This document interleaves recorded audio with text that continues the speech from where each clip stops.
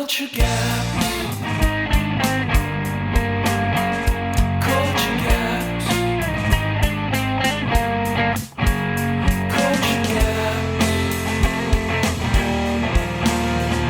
Culture gaps. Culture gaps. Welcome to Culture Gaps, the podcast where we talk about famous movies that one or both of us has not seen. My name is Greg. And it's your boy Mike. And today we are talking about a movie that neither one of us has seen. A lot of people haven't seen it because it's brand spanking new. It is very new, but I think a lot of people have seen this one actually. But you agree it's spanking, yeah? Yeah, this movie is spanking for sure. Okay.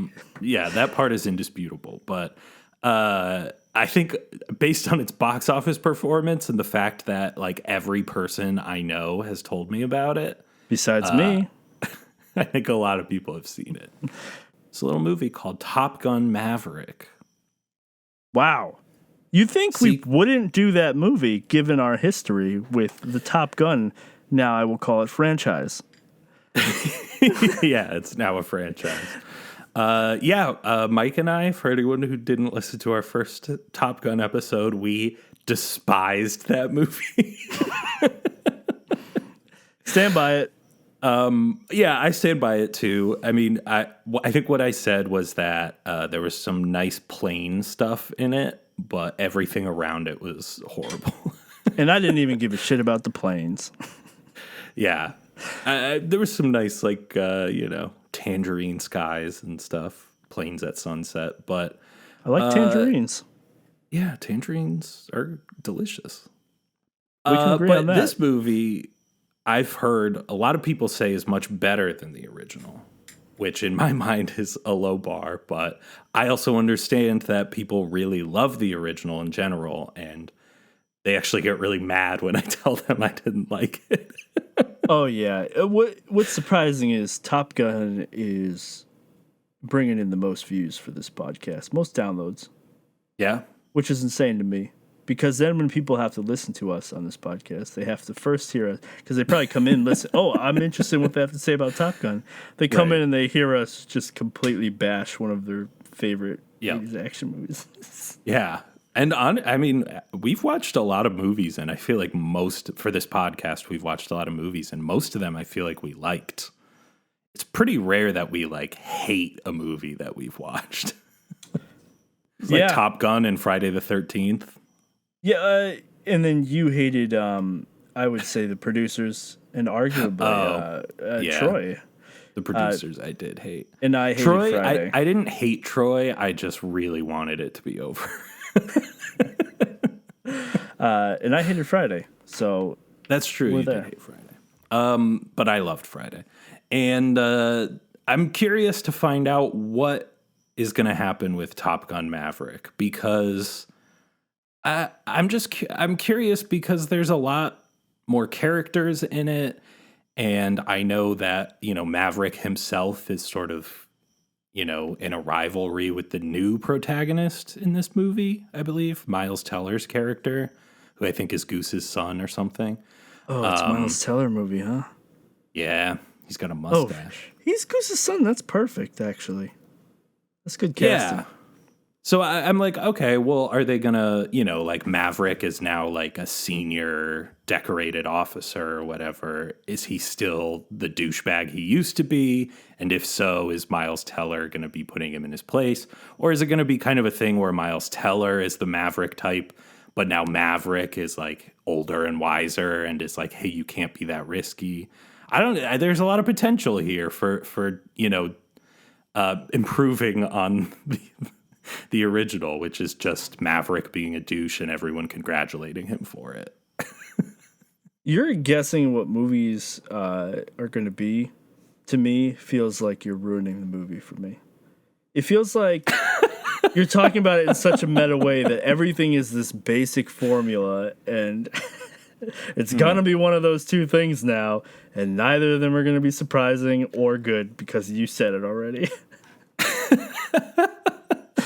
I mean, I don't think that's necessarily true. I think there are other options as well for routes this movie could go. But, yeah, I mean, to an extent, I do think, especially big budget blockbuster movies do kind of follow a formula. Like, if I took a couple screenwriting courses in college, so I'm not going to say that I'm like, I know a lot about it because I didn't.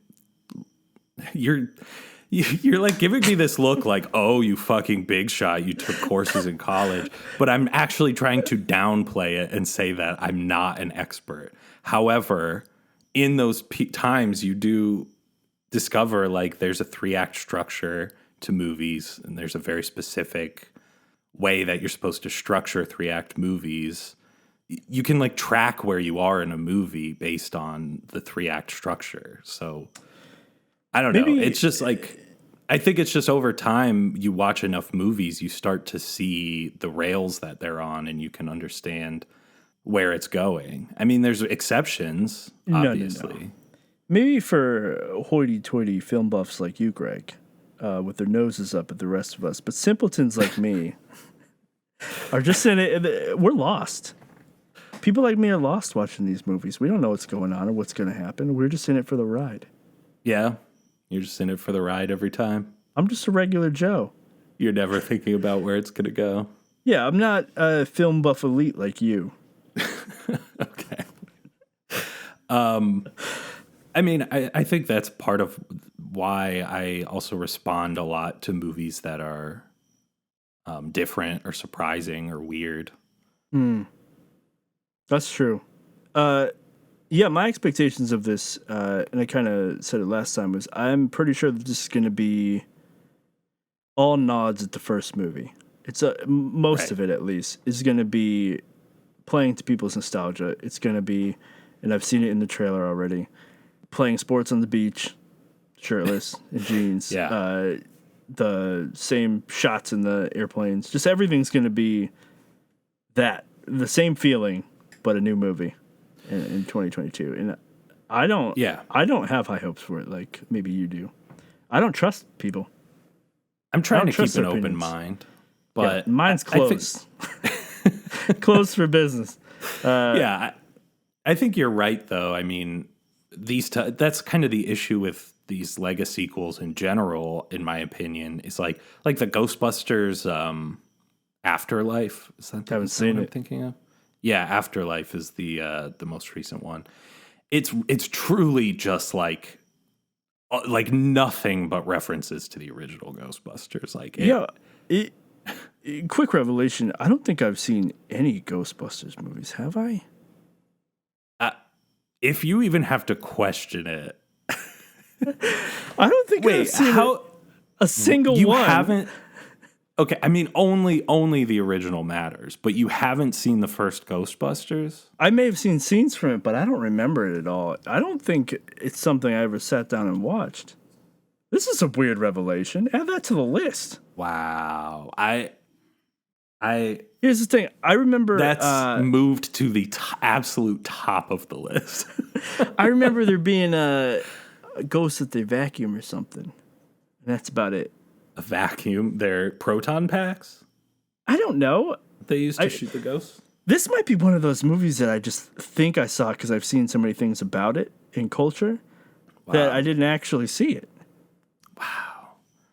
Wow. All right. Well, yeah. So that's now at the top of the list. That's absolute insanity that you haven't seen that movie. Oh, I don't really care about it, though, it seems like. All right, we're not talking about that movie. Apparently not. I mean, I don't care about Top Gun either, so you can talk about whatever you want. I think you're right, though. Like, this movie is going to just sort of be a retread of what came before. Like, or like the Star Wars, the Force Awakens. That's another good example of it's just like, or my pitch for the Goonies 2 was the same thing. It's just the same movie with some of the specifics changed. And then the characters from the original movie are now just older. Like that's it. It's like maybe there's a new generation that's doing it, but all the story beats are exactly the same. So this movie's probably going to be similar, where Miles Teller is like the Maverick type, and whatever he has to like pass school. In it being made now, I do think that there will be at least more structure to it and less offensive nonsense that's in that original one. So at the very least, I imagine it will be better. Yeah, that's my hope. Will we like it though? I don't know. Maybe. I mean, I also know that in this movie, I think the plane stunts are a lot crazier because I did read all of the cast had to like, learn how to withstand like high G environments and stuff. And Tom Cruise like insisted that all of the plane stuff like had to actually, be real, and he wanted actors to be in the planes and stuff for a lot of the scenes. So, I think they are doing some crazy stunts, and also just knowing who Tom Cruise became in the intervening years, where like he's now known for doing the most insane stunts, like dangling off a plane while it takes off and stuff. So I do wonder if, the level of stunts in this movie is going to be at another level, and that might make the plane stuff more interesting, That's fair.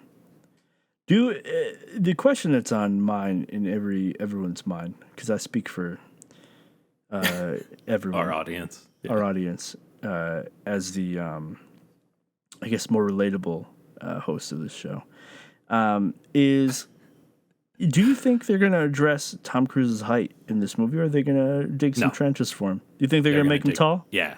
Yeah, this movie, there's probably a trench in every single set. Yeah. For just like everyone's in the trenches except for Tom Cruise. Wow. I wish I did that for Danny DeVito, just to make him look like he's 6 feet tall in everything he's in. Yep. I think there have been a few movies where they try to make him look taller. Really? Like I want to say maybe like Living Out Loud. He's like kind of, it's like he's almost a romantic lead in that movie. Not really at all, but kind of. It's like a romance where he's kind of just like this weird little hanger-on. But regardless, I do think they put him on boxes to make him look a little taller in that movie. Wow. That's nuts. I just can't imagine being on set and seeing that. Because he's like pursuing Holly Hunter, and she's really small too, but... Really? She's can tiny. you imagine Danny DeVito standing on like 2 crates of vegetables, just like trying to be everyone else's height in a movie? That would be great. Or they just like put him higher than everyone else. He's just like a giant. Yeah. He's like 6'8". Oh, God. I'm here for it.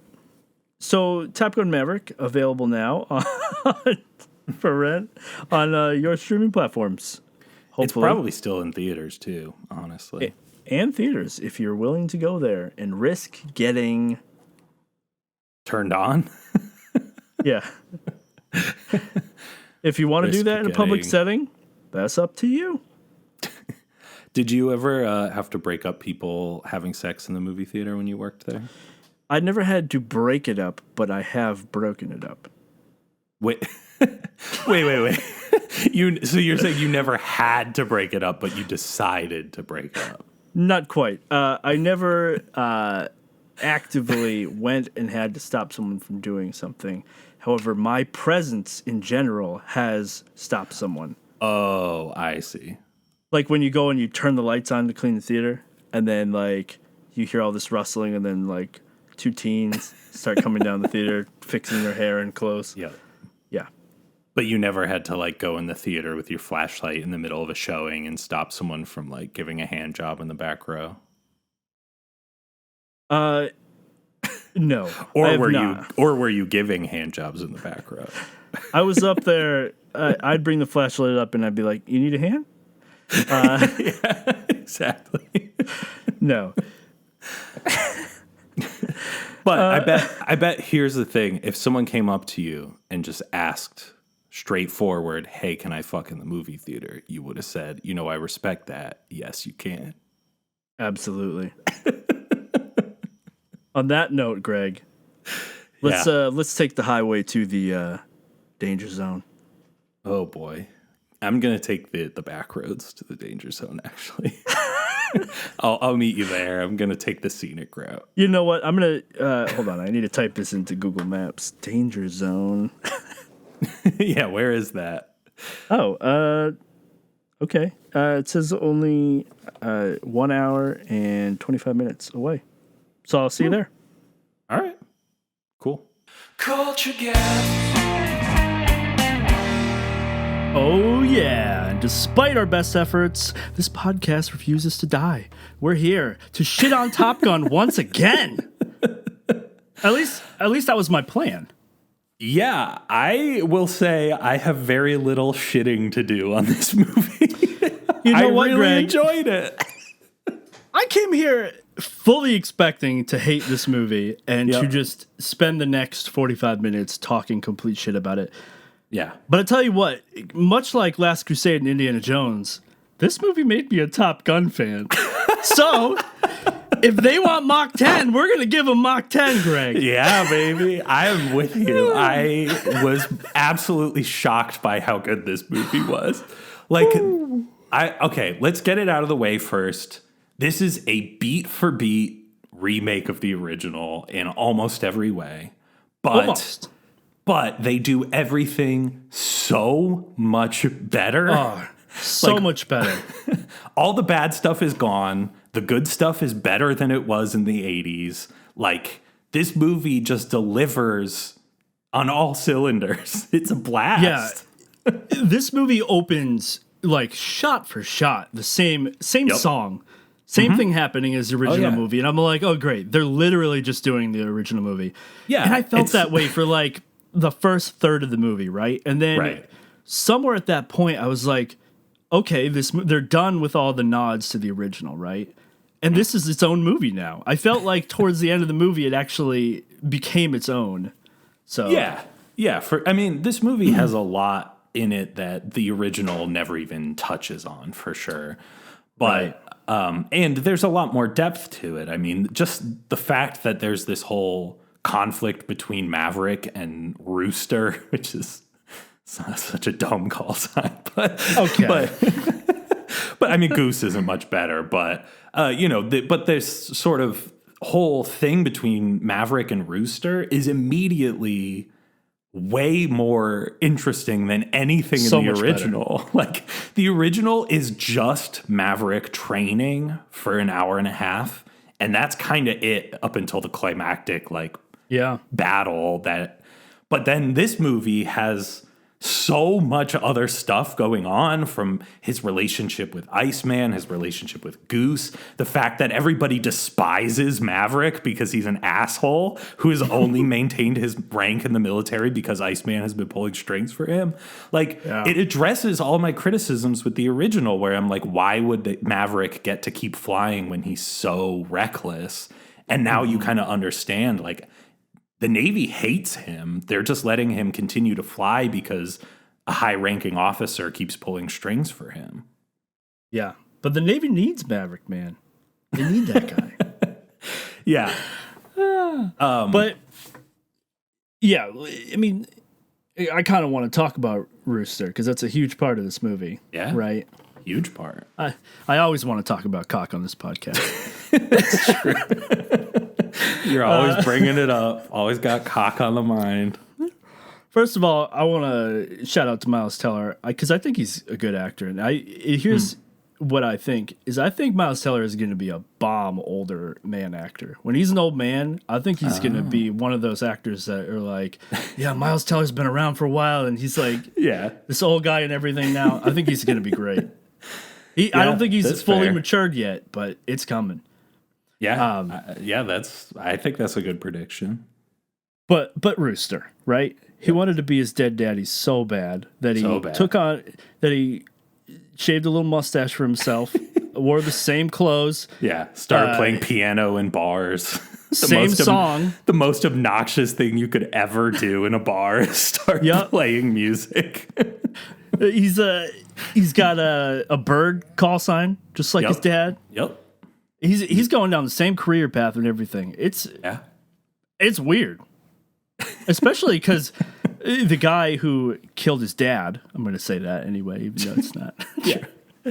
Is like in that career path. Like, why do you want to go down this path? I don't know. But it's also interesting that Rooster decides to become a pilot instead of the weapons specialist or whatever it is, it's called, the WSO.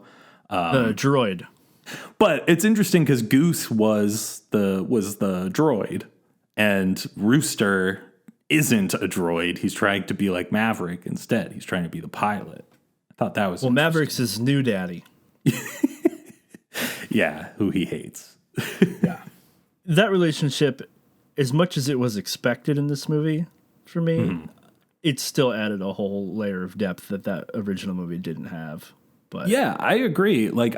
So what I would say about this movie is it's not groundbreaking in any real way. It's not super deep. There's no underlying themes that you're going to be thinking about for a while. It's just like a pure adrenaline movie because that's all it needs to be. It's not a romance. No, but there is a romance in it. There is. And I think this is what I'm getting to, is that this movie very smartly juggles a lot of different types of storylines to make it engaging, even though this movie isn't particularly deep or anything. You're still into it because there's conflict between Maverick and Rooster, and Maverick and the Navy, and Maverick and the woman he wants to see, and her angsty daughter, and there's just there's little mini conflicts that you kind of want to see resolved throughout the movie, whereas the original Top Gun is just sweaty dudes training in planes. That's the whole movie. Well, they still have that, though. They still cover the bases. They do still have it. Yeah, it's in there, but there's a lot more to it. There's more to sink your teeth into in this movie. Yeah, and the volleyball scene in the original movie was just kind of a testosterone, a homoerotic mess. And and in this one, it at least had a meaning. It was trying to bring the team together. Right. So it made me feel better about it. Also, there were women there, so I know. Was nice. I wrote that down. I was like, it's crazy how having two women involved in the sports scene made it seem way less homoerotic. Right? Just a bunch of, shirtless, sweaty dudes playing sports together really isn't gay if it's just them playing sports together. It's just the way the original movie frames it makes it seem like the most homoerotic act you could possibly do. And they were just trying to put each other down in the original one, or prove that they were more manly than each other. It was just ridiculous. I mean, they were still shirtless in this, but yeah, I mean, I'm not arguing. Did you see Miles Teller's body? I mean, Jesus. But I'll be honest, I didn't notice. Oh, I did. He was looking good. But yeah, really? I think in general, though, just boiling it down to the, shirtless sports on the beach scenes, is the original movie in that scene and others is so much about masculinity and male supremacy and how great men are.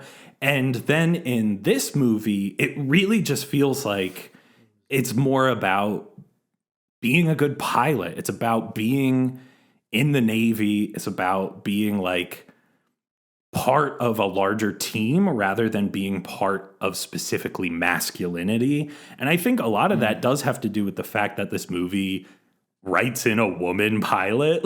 There's only one, but I mean, it's better than none in the original. And I gotta say, I'm glad they kind of went subtle with the handling of toxic masculinity in this movie. I think it has a slight update. I mean, it's still there, but they didn't really make a point of it. Yeah. But they fixed some stuff. And I think we don't get that, when Disney's trying to be appropriate, but it just comes off badly. It doesn't have that feeling, which is kind of nice. I mean, this movie was just a million times better than I ever could have dreamed, to be honest with you. Oh, yeah. I went in with the lowest, basement level expectations of just I hated the original. This is just going to be a nostalgia cash grab. It won't be interesting. except that I had heard, from people I respect that it's good because planes go fast. And then I watched the movie and I was like, you know what? This is good because planes go fast. Like, that's what it comes down to. Is the beauty of this movie is that it's all done practically. And they did all of this aerial photography. It's actually the actors in actual F-18s actually flying around and dealing with high G burns and stuff. Like, when they're flying, you can hear them like grunting and panting and struggling. Yeah. It's like a physical act to pilot these planes. It's not just like, press a button and go fast. It's like you have to, it takes a huge physical toll on your body. And this movie communicates that to you in a way that is like genuinely exhilarating. My heart rate was like escalating in a lot of these scenes. I gotta say, one of the big things I shit on in the original Top Gun was that I had no idea what was going on in the action because they were using like stock footage and they only had a budget to do certain amount of shots and they had to keep reusing them. So it was hard to string together anything coherent in that original movie for me. And I just didn't care about skyships. I didn't care about it. Ships, yeah. But completely honest, and you said it, this movie is good because planes go fast, and I actually cared about the action in it because it felt like it had stakes. I knew what was happening in every scene. You knew they couldn't go above a certain height, or the SAM missiles would shoot them down. Yeah, they hard had to deck. deal with that. With what do they call it? The coffin's turn or whatever. It just everything felt like it had high stakes, and that did bring my heart rate up, and I was on the edge of my seat for that whole time. And like their time was brought forward like a week, so they had even less training to do it. I don't know, everything, it felt good. I agree. And I think that gets into another thing that I think is really successful about this movie that the original missed, is that even though this movie, like the original, is largely just about pilots training and there's no actual conflict for most of the movie, the very smart thing that this movie does is it tells you what the final mission is going to be from the start. Yes. and it's just the Death Star from I was going to say, Wars. it's a Death Star run. That's all that it is. It's just the Death Star. But that's all it needs to be. Like, don't recreate the wheel if you don't have to. Like, we know that works. Like, you have to fly along a trench, super precision flying at a high speed, and then deliver an explosive to a very tiny little piece of something. Like, yeah, we all know it's been around for like 50 years in cinema. We know that the visual language of how that works. Just give me that. That's all I need. Yeah. I gotta say, I'm mind blown that this movie made me care about it at all. Like, I agree. Expectation wise, I was on the same page, except I think you were going into it a little more lenient than me, and I'm a little more closed-minded than you when it comes to this crap. That's also true. I was ready to shit on this movie so hard, and I was excited for it. Yeah, and I'm a little disappointed I'm not, because now I just have to like Top Gun.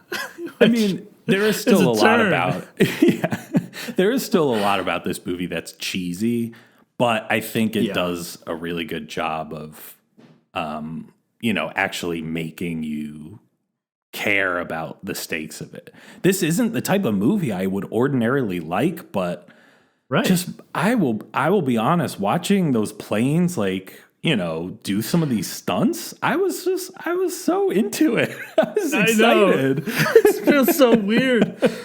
I feel like we're not us right now. I know. I also think the Navy propaganda piece of it is just less it's less in your face than the original. This movie isn't, I feel like the military has gotten smarter about how to go about propaganda.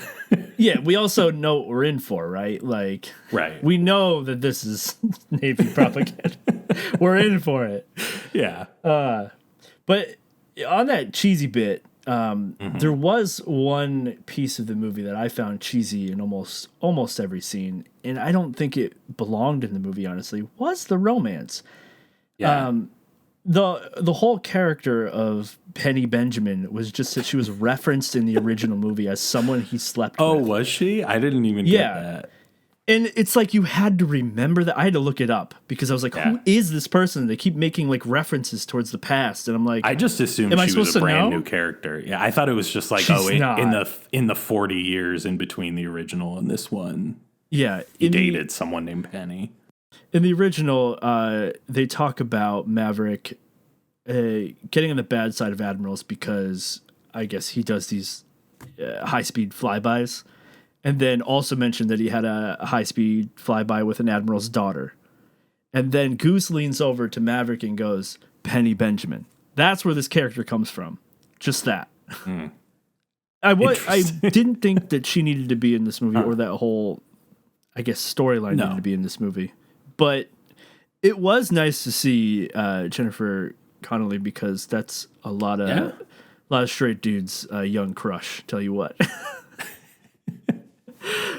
Yeah, ass to ass. Yeah. No, I love Jennifer Connelly in general. And I enjoyed her in this movie. She's fine. I agree with you. It's not necessary at all for this movie. But since, as we talked about in the original episode, Top Gun, the original Top Gun is a romance movie that happens to have jets in it. So I feel like they couldn't reboot it without having a romance in it. And the romance is a small part of this movie, thankfully. Yeah, because this is a movie about jets that happens to have romance in it. Exactly. It's the other way around. It's the right balance this time.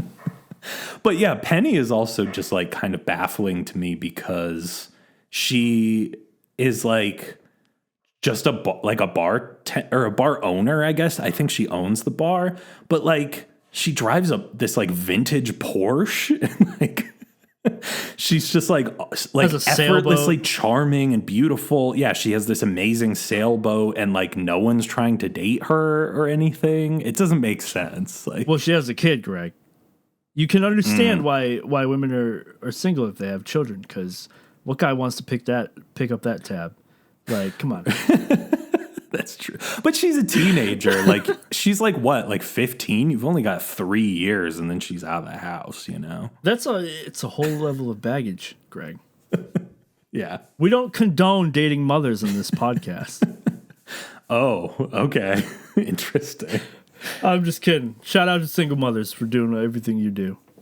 I needed to come back from that. Yeah, you're just about to alienate absolutely everybody. That's my goal on this podcast. Is to just keep alienating people. It's going to be funny because we hated Top Gun so much that most of our YouTube is just like dislikes on Top Gun. It's one of our most viewed videos, and it's just all funny. Dislikes. Because our only comment on it is someone saying, hate, hate, hate. Yeah. Well, because if you're going out of your way to listen to a podcast about it, you probably like the movie. Yeah. So to hear us just shitting on the original for an hour is probably not the most fun. If you like, it's gonna be weird for people coming into this and being like, "Oh yeah, these guys really like Top Gun Maverick too. This is so awesome," and then be like, "Wait, they hated the original one." You're going to have to come to terms with that, guys. Listening to this. Yeah, for sure. I mean, I will say I genuinely think that Top Gun Maverick is basically a remake of the original, but done right. You know, like Maverick has things he's up against in this movie, whereas the original, he just does whatever he wants and gets rewarded every time. This movie, it's like, you know, he's fighting an uphill battle every step of the way. And I think his recklessness actually makes a lot more sense in this movie, too, because they go out of their way. Firstly, he's not that reckless to begin with. Like, when he's just being a teacher to all the pilots, like, you know, he's doing some interesting maneuvers they haven't seen before, but it's because he's a really skilled pilot. He's not doing anything, like, dangerous.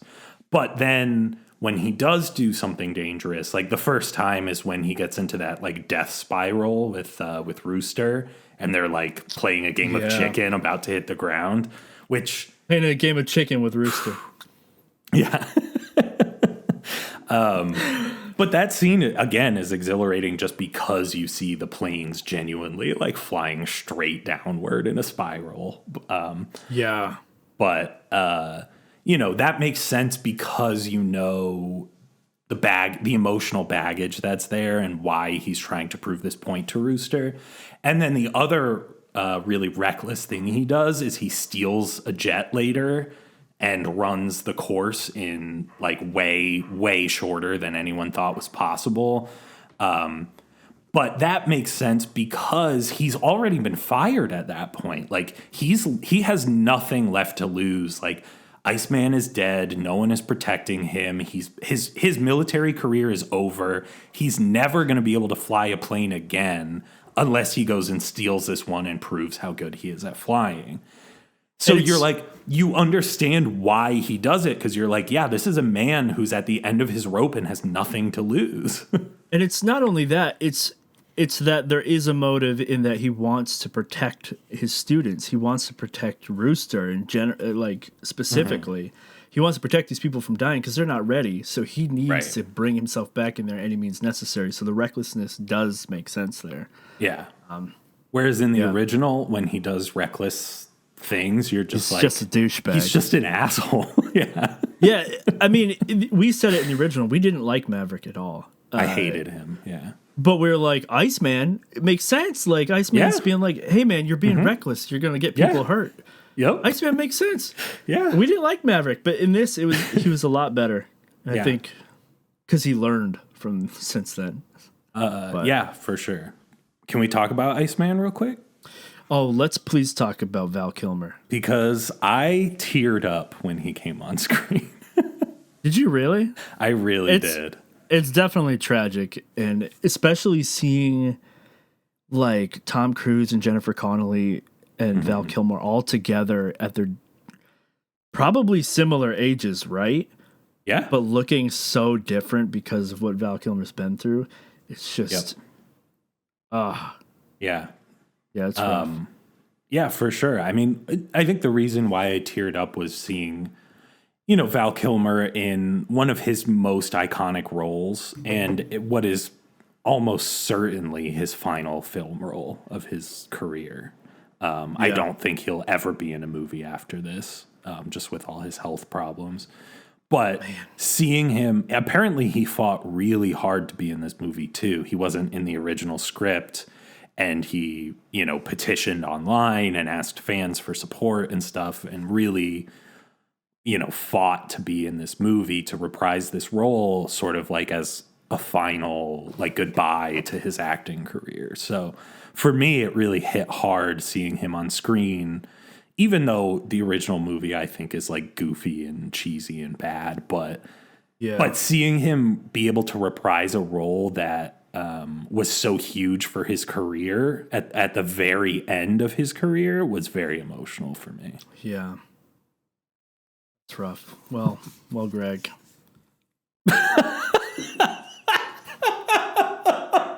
Oh my God, Mike. For listeners, Mike just held up a sign that said, "It's time to let go."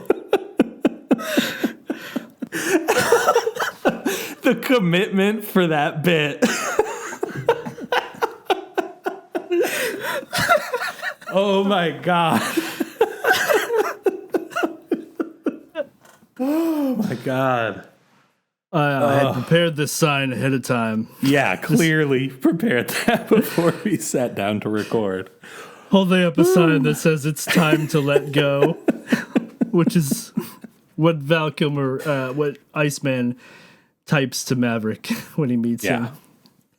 Yeah, anyone listening to this has seen the movie, I think, at this point. Yeah, hopefully. That's a good way to bring it back. Yeah. This is still culture gaps. Yep. Can't get too sensitive on these people. Wow. Yep. Yeah, so anything else you want to talk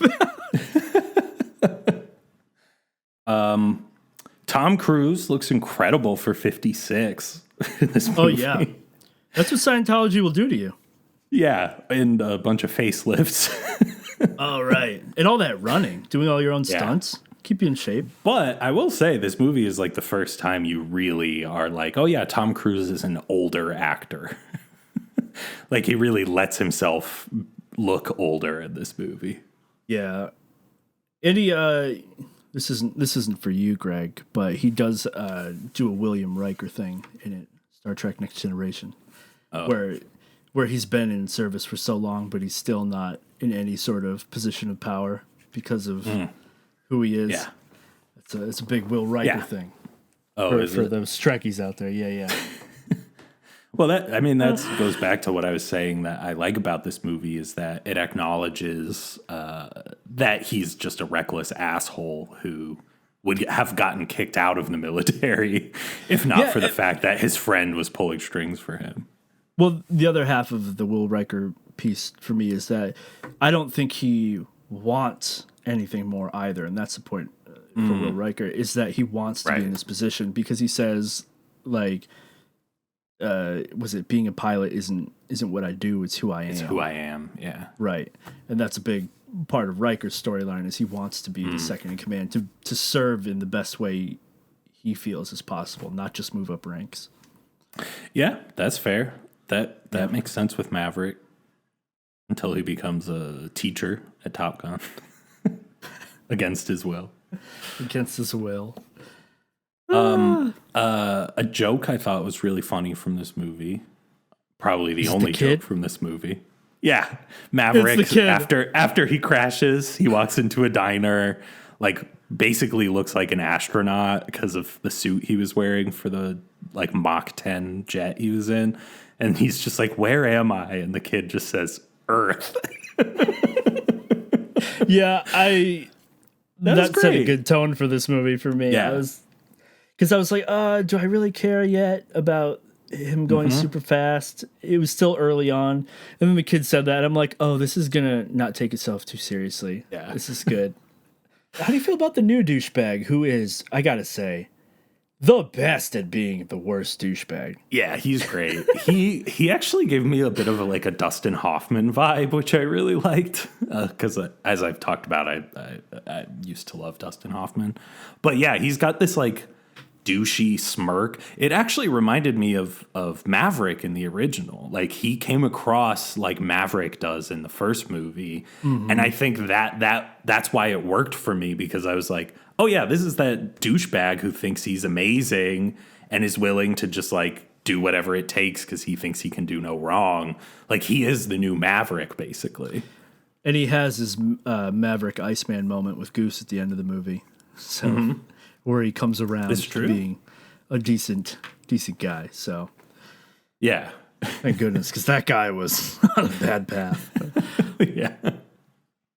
So as we were talking about at the beginning of this episode, this is Culture Gaps.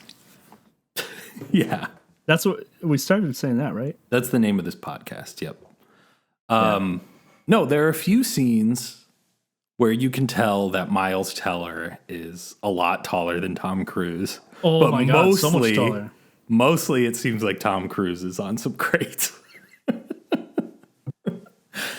Like, I really think they gave him lifts or things to stand on or something for most of this movie. Because most of the time when he's talking to people, you don't notice it. But then every once in a while, there's a shot where Miles Teller is like a full foot taller than him. Is he that tall? I did not realize that. I don't know how tall he is. It's just very noticeable sometimes. So Miles Teller is 6'1", and Tom Cruise is 5'6". So like 5'6" is so like a 7 height. inches, 7-inch difference. 5'6" is average. Oh, Tom Cruise and I are the same height? Yeah, Tom Cruise is not a big guy.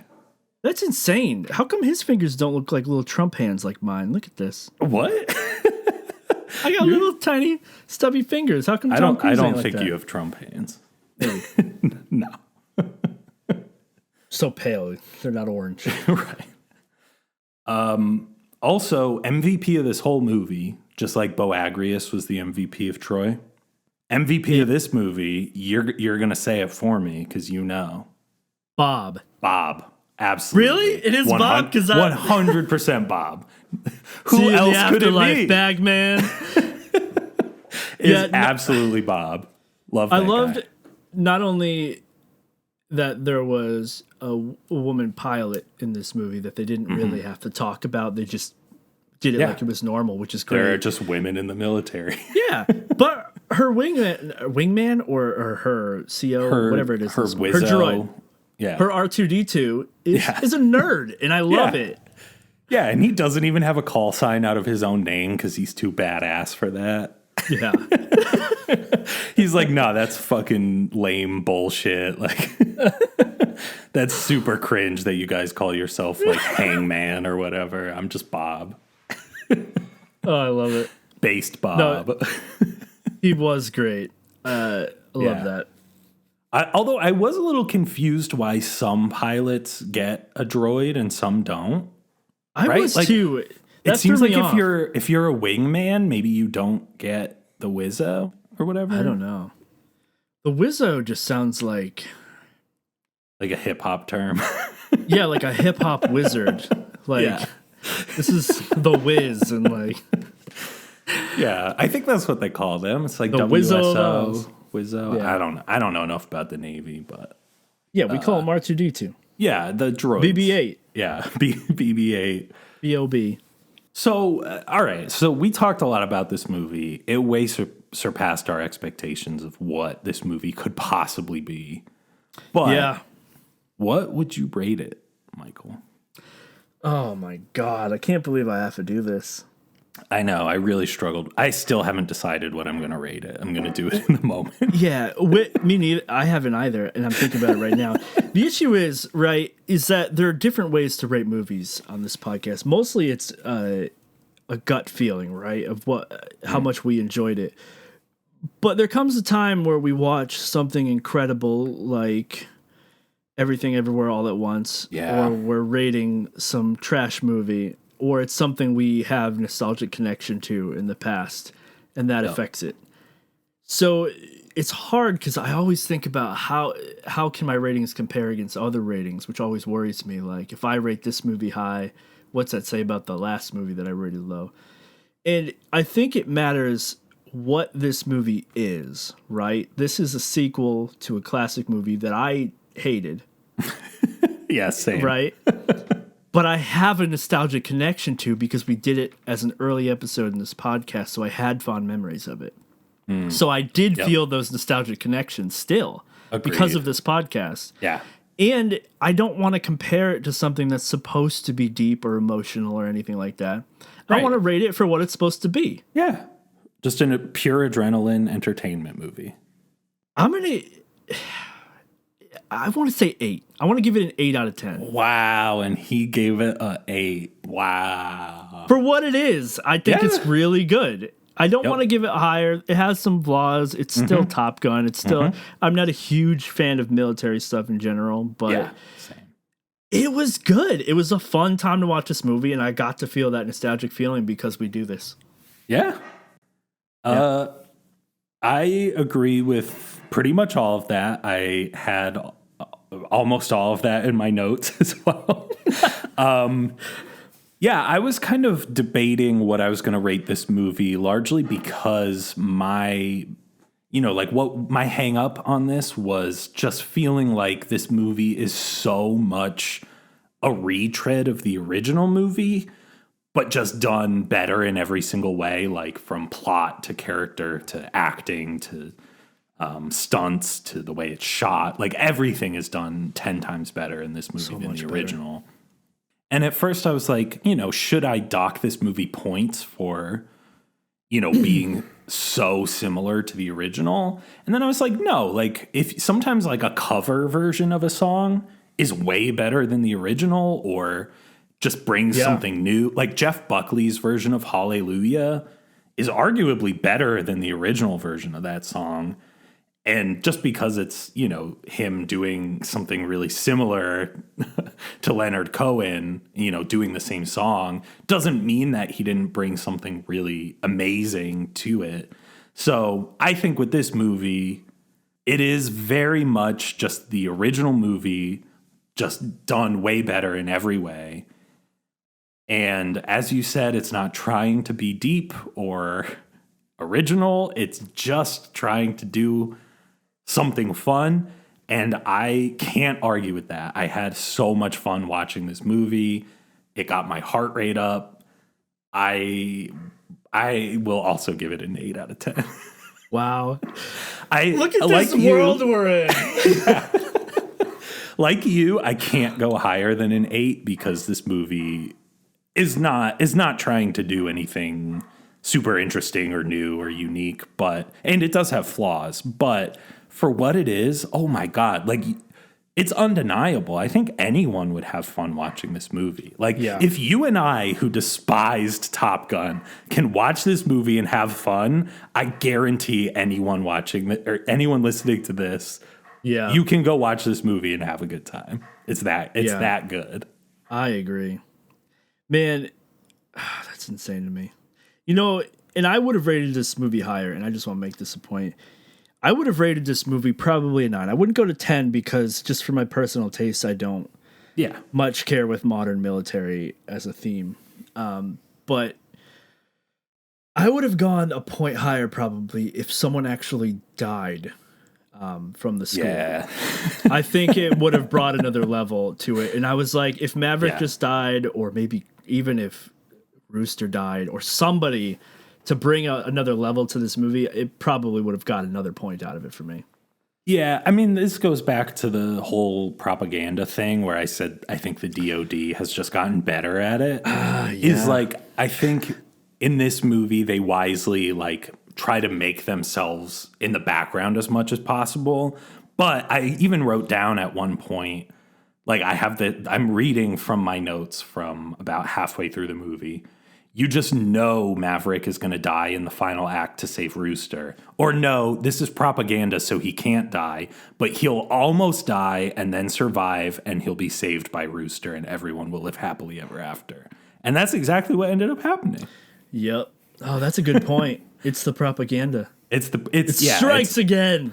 Because if somebody actually died in this movie, it would make young men feel like it's dangerous to join the military.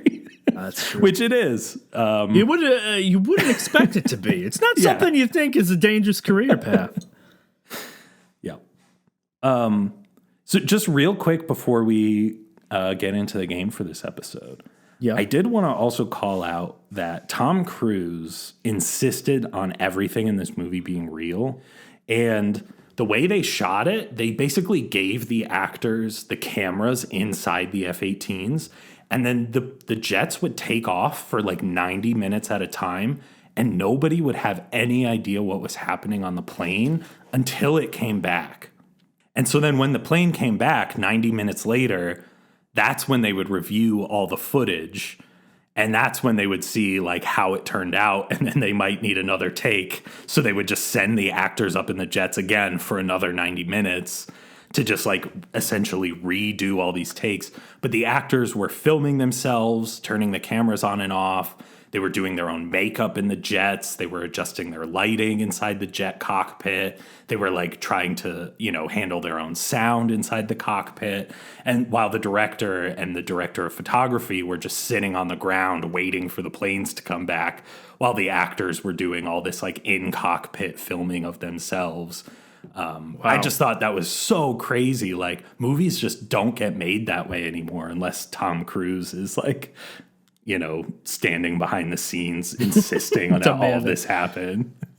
Jumping on people's couches saying, this needs to happen. Yeah.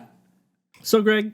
Yeah. I'd like to play another game with you this week. And this is going to be another new game. Oh, shit. Yeah. Turns out some people like new games, some people don't, but we're going to play another one anyway. I like mixing it up. Let me tell you the rules of this game, and then you can help me name it, because I haven't come up with a name yet. I'm thinking something like 2 words, 1 guess, or something like that. Okay. Something That's that not a bad name. Like some sort of porno reference, but also is very clear about what the game is. Yeah. We're going to pick a theme, right? For instance, this week's theme is going to be Tom Cruise movies. Given that this is a Tom Cruise movie, right? Yeah. And I'm going to go through, trying to get you to guess as many as possible, giving you 2 words. I can't say any proper nouns, so I can't say the title of the movie, and I can't say people's actors' names or characters' names. Okay. And no place names either? No place names, yeah. Okay. No proper nouns. Yeah. Got it. And you got to guess them. Okay. No stakes. down. You don't win anything. Doesn't matter. It's just, No chocolate covered dicks this time. It's just for the fuck of it, man. Okay. You can go out and seek your own chocolate dicks if you'd like. Okay. I'll do that later. Chocolate cruising. All right. So, what do you want to call this game? I like 2 words, 1 guess. There it is. All right, Greg, you ready? Good name, yeah. Let's make like Tom and Cruise then. Oh yeah. All right. Here we go. Okay. The time is on the clock. Ready? Oh shit, time? Okay. Yeah, time is on the clock. All right. Ready? Yep. First one. Counting cards. Rain Man. Whitey tighties. Risky business. Navy propaganda. Top Gun. Breastfeeding. Grapes of Wrath? I don't know. Breastfeeding. Not the traditional breastfeeding. We've done it on this podcast. We did? Yeah, sucking blood from titties. Oh. Interview with the Vampire. Yup. Groundhog's Day. Groundhog Day. I have no idea. Emily Blunt, Tom Cruise in it. Oh, yeah. What is that movie called? Edge of Tomorrow. Yeah. / Live, Die, Repeat. Yeah. Here's the next one. Presenting currency. Jerry Maguire. Show me the money. Yeah. Show me the money. Inconceivable facts. Inconceivable facts. I don't know. You can't handle the truth. Oh, you can't handle the truth. A Few Good Men. Yep. Sex masquerade. Eyes Wide Shut. Okay. Psychic skinheads. What? You heard me. Psychic skinheads. I forgot he was in this movie. Jeez.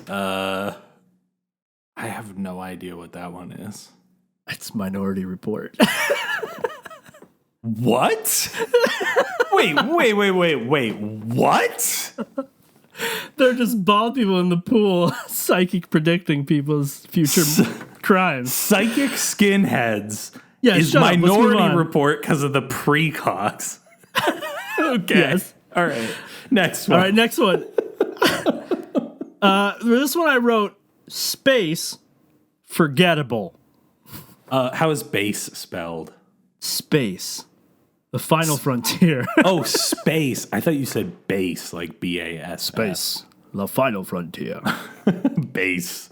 Actually, that would be a good drop for like an EDM song. yeah, like bass, the final frontier. Oh, yeah. Yeah. Oh, that's good. So I'm sorry. What was it? It was space and something else. Forgettable. See? Space and forgettable. Yeah, I got nothing for this movie. I don't know. Oblivion. Yup. Okay. Okay, Unicorn Hero. Oh, Legend.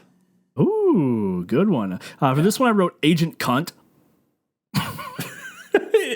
Mission Impossible. Yep. His last name is Hunt. Yeah. Boom! Hitler. Boom Hitler. Yeah, boom Hitler. Is this Minority Report again? No. You probably don't know this one. It's not one you would have watched. Boom Hitler. I don't. Born on the 4th of July. It's Valkyrie. Okay. Booty Sweat. Booty Sweat. Tropic Thunder. Yes! Yeah, that's the name of the Les energy Grossman. drink, right? It is, yeah. Here's one for you. Last one is Asian Caucasian. Oh no, that's the Last Samurai. Yeah, it's the Last Samurai. Oh, man. Oh, that was fun. Wow. Good game. Some of those were a stretch. Oh, yeah, for sure. It's hard to think about. I haven't even seen a couple of them. Yeah, that's true. Yeah, for this movie, it's time to let go. Yeah, it's time to let go of Top Gun Maverick and move on to the next one. And next episode is going to be a movie you haven't seen. Ooh, we like those because I haven't seen some big ones. There's truly Dicks. like some astonishing movies that you haven't seen. It's kind of crazy, actually. I just avoid them. I just don't watch them. Who cares? Yeah. But so I actually had something planned for this, for your next one that I'm throwing out the window. What was it going to be? I'm not going to tell you yet. All right. I'm going to do it next time. But I'm throwing it out the window because you revealed that I haven't in the seen last Ghostbusters. episode. Yeah, that I haven't seen Ghostbusters. You haven't seen Ghostbusters. I may have seen clips. I mean, I've definitely seen clips of it. It may have been on in the background, but I've never sat down to sit and watch Ghostbusters. So, you as the listener, you're screaming right now listening to this. You know how insane this is that Mike hasn't seen Ghostbusters. You got a problem? Who are you going to call, bitch? Yeah, well, we don't need to use that word, but Who are you going to call? Friend? Friend, yeah. All right. But next episode, we're going to talk about Ghostbusters because that's an important movie.